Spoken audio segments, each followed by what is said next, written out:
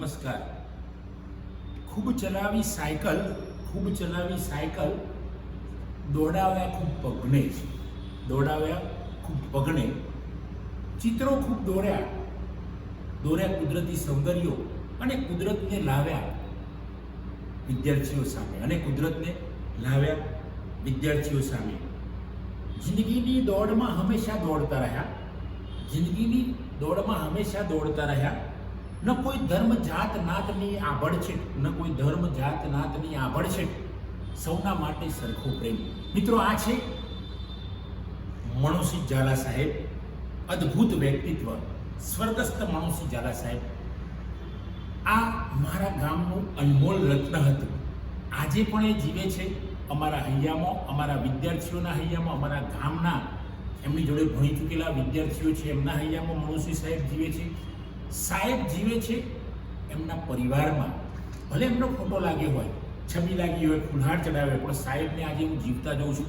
મિત્રો, મહિનાથી હું વિચારતો હતો કે મણોસી ઝાલા સાહેબ પર કંઈક મારે વાત કરવી, કારણ કે આ જે સરસ જ્ઞાન આપેલું છે આપણે નાનપણમાં, એવા સાહેબને ભૂલી કેવી રીતે શકાય.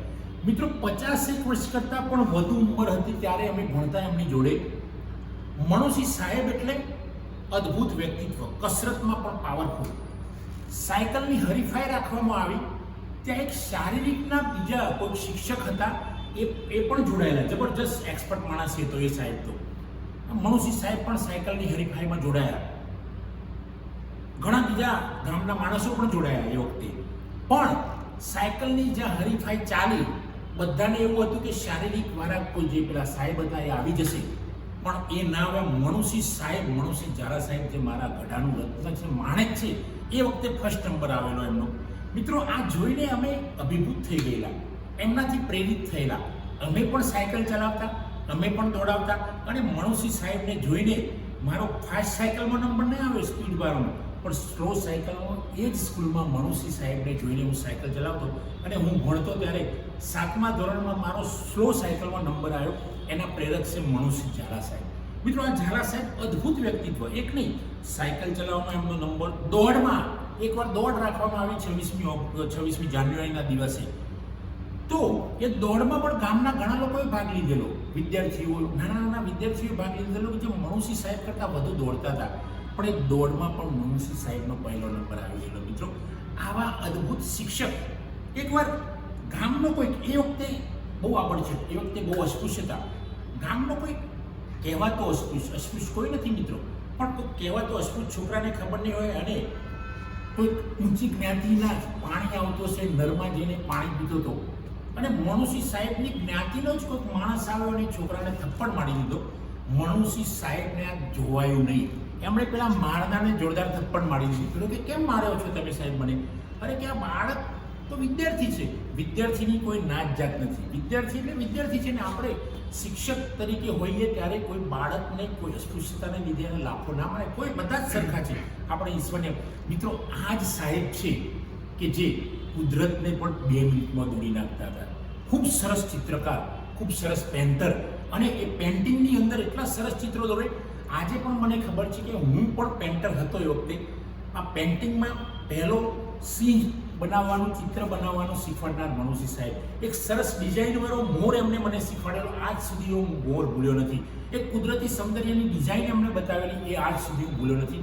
આવા ગુરુજીને હું વંદન કરું છું. મિત્રો, આ વારસો એમને છોડી દીધો એમના પુત્રમાં.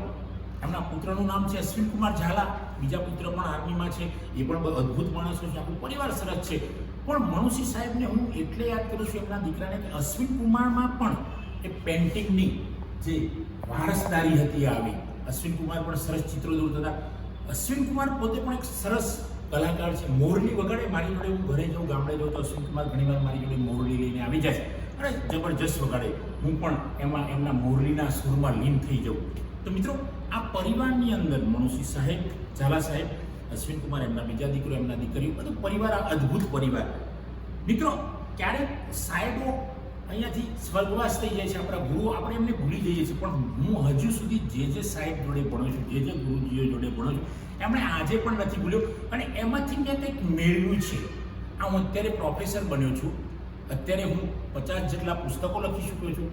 ઘણા વિડીયો મારા અપલોડ થયેલા છે, ઘણા બધા એની લાઈક પણ મળેલી છે, પણ એ ક્યાંક ક્યાંક મારા ગુરુજનો પાસેથી શીખ્યો છું. મારા ગામના ગુરુજનો કે જે બેઝિક મને જ્ઞાન આપ્યું એવા મણુસિંહ સાહેબને હું વંદન કરું છું.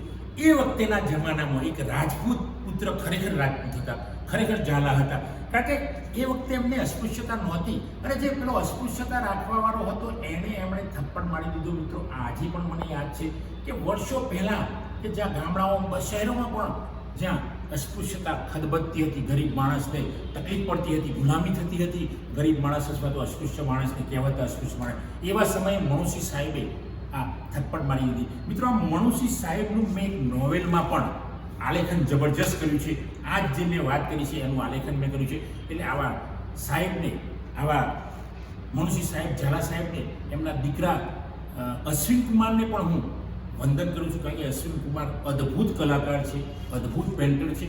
જોકે એમને પૂરો માન ના મળી શક્યો, નહીં તો અશ્વિન કુમાર હું માનું ત્યાં સુધી મોરલીમાં, સંગીતમાં પણ ખૂબ આગળ હોત. એ ભજન ગાય તો પણ આપણે લીન થઈ જઈએ.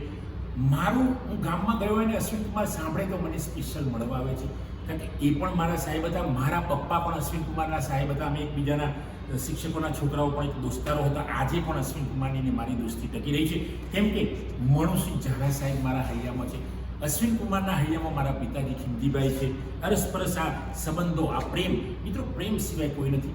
મણુસિંહ ઝાલા સાહેબ જોડેથી હું જબરજસ્ત પ્રેમ શીખ્યો છું, અને એ મારા અત્યારે હાલ માનસ પટ ઉપર વર્ષોની છબી આજે પણ છવાઈ રહેલી છે કે જે માણસે પેલા અસ્પૃશ્ય બાળકને પાણી પીતા રોકનારને થપ્પડ માર્યો હતો, એ થપ્પડની હાજુ પણ મને મારા નજર સમક્ષ દેખાય છે. આવા મારા ગુરુજી મણુસિંહ ઝાલા સાહેબને હું વંદન કરું છું, નમન કરું છું, કારણ કે એ યુગમાં પણ આ સાહેબ બહુ આગળ પડતા હતા. એ કદાચ ફાઇનલ પાસ હશે, મને ખબર છે ત્યાં સુધી મણુસિંહ સાહેબ ફાઇનલ, પણ એમનું જ્ઞાન તમે જુઓ, એમની જે સમજ જુઓ, એમની જે તમે ડાપણ જુઓ, એ કદાચ એ વખતેના પીએચડી અથવા તો ડૉક્ટર થયેલા હોય, કલેક્ટર હોય, એના કરતાં પણ એમની વધુ સમજ હતી. તો આવા મારા ગુરુજી મણુસિંહ ઝાલા સાહેબને હું વંદન કરું છું, નમન. અશ્વિન કુમારને પણ વંદન કરું છું, જે મારા ખાસ મિત્ર છે.